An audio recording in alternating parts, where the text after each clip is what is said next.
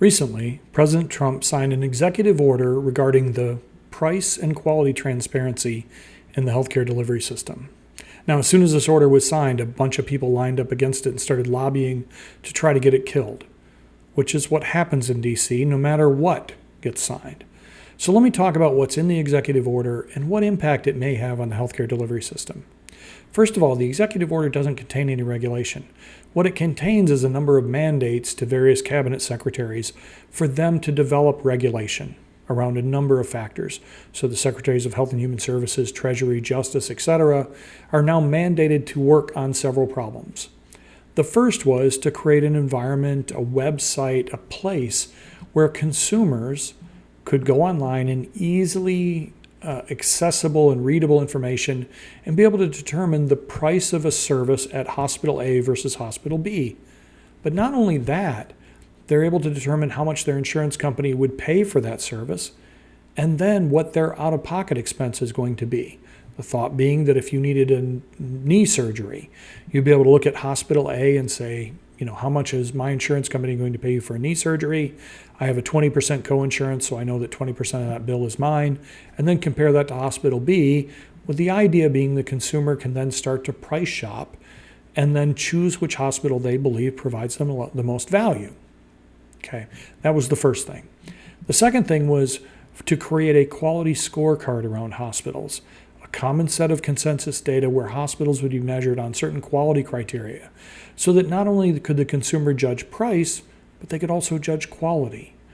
I need to have heart surgery. I want to know how much it's going to cost at hospital A versus hospital B, but I also want to know what the readmission rate is, or the mortality morbidity rate, or the complication rate, or the average length of stay, all of those things.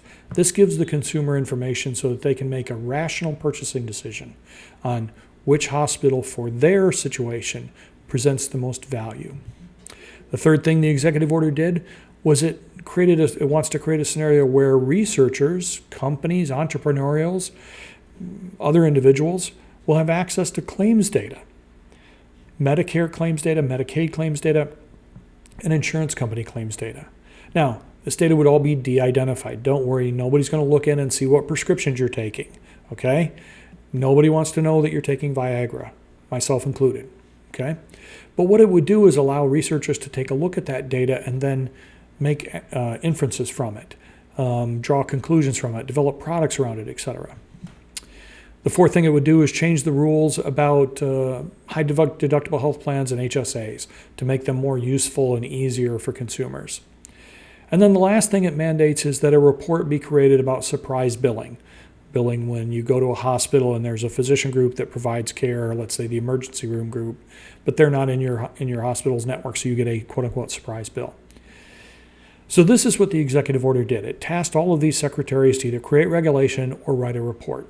Now, like I said before, as soon as it was signed, people lined up against it, said, this is a bad thing, this shouldn't happen.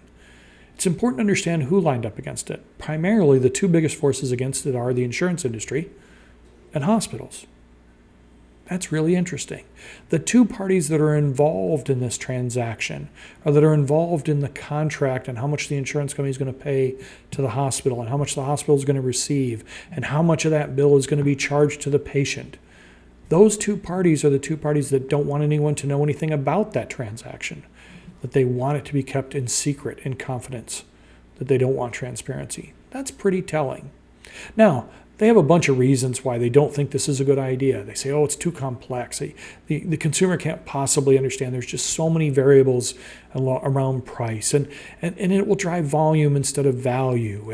And it won't actually drive down prices. It might drive up prices. And so they've got all these wonderful arguments. And some of them may have some merit, and some of them I don't think have any merit at all. But the bottom line is they don't want anybody to know what they're doing and how they're doing it. Again, that's pretty telling.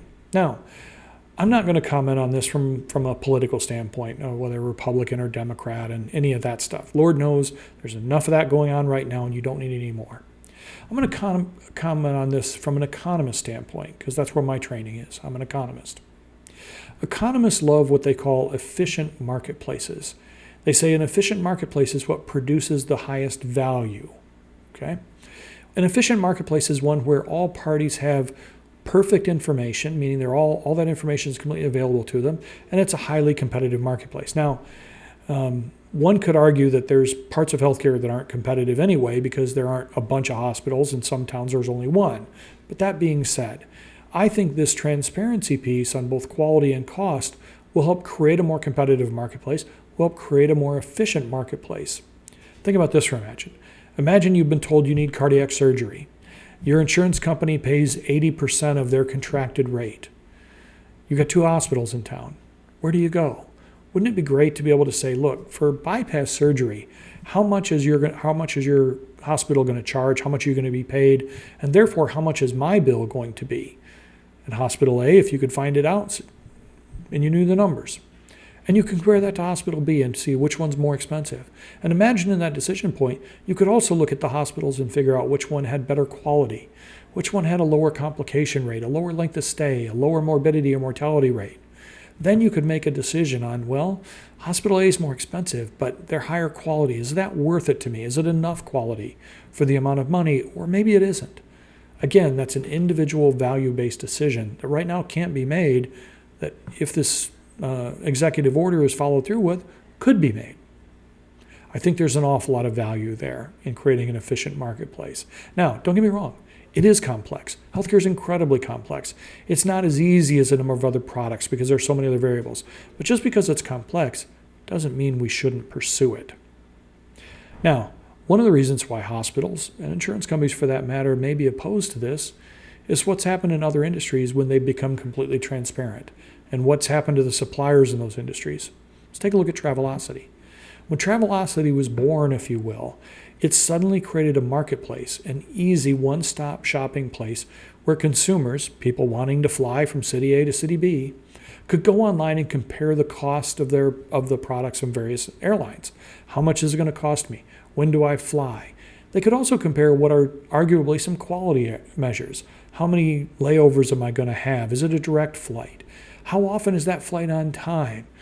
Things like that. And then the consumers could make a valued decision, an informed decision in a more efficient marketplace. So what happened after Travelocity got developed? Well, one of the things that happened is since Travelocity was born, every single airline, except one, has gone bankrupt at least once. The one that hasn't, Southwest. They're not on Travelocity. So maybe the hospitals are worried about this. Maybe the insurance companies are worried about this because they fear what an efficient marketplace looks like. That prices will come down, that consumers will benefit from this, and that means their margins come down. And maybe they're worried that they'll go out of business or have to file bankruptcy like the airlines did. But should we protect those margins at the expense of consumers, or should we go down the path of transparency? I believe we should go down the path of transparency. Now, most of my clients are physicians, so they're probably sitting there going, what does this mean for us, Ron? Well, here's what it means if you're a doctor. First of all, it looks like at this first pass, you're largely untouched. This seems to be focusing primarily exclusively on hospitals. But don't think that you're going to be untouched for long. This will come to a theater near you eventually, and probably sooner than you would like it to. So if you're a physician out there, understand it's going to happen to you too. You're going to be compared to your peers in a marketplace and what your cost is and your quality. And you should. That's okay. But the thing you're going to need to do with that, which really hasn't been present as much in healthcare as it should have, is you're going to need to decide who you are and how you compete. Are you going to be Walmart or Nordstrom's? Okay, both are very successful companies, but they know who they are. Walmart knows it competes on price. Nordstrom knows it competes on quality, value, and service. They don't confuse each other. They know exactly who they are and how they compete. So you're going to need to make that decision. Are you going to compete on price? Are you going to say, I can produce an office visit or a surgery or an image or whatever at a lower cost than everybody else, and that's how I'm going to compete? Or are you going to compete on value and say, yeah, we're more expensive. Our MRIs are more, but it's because of our radiologists are better, or our machines are better, or we have better outcomes. You're going to decide what they are, and then you're going to compete on that and be able to support that decision. That's what it's going to mean for doctors. And those that get in front of it, I think, can be very successful. Now, you may say, look, I'm going to ignore the whole thing. I don't want to do it. I really don't want to have to deal with this, and I'm just going to ignore it. And that's fine. You can. Absolutely. Nobody's going to force you to change. Remember, change isn't mandatory. But then again, survival isn't guaranteed now, is it? And I'll leave you with that. Thank you.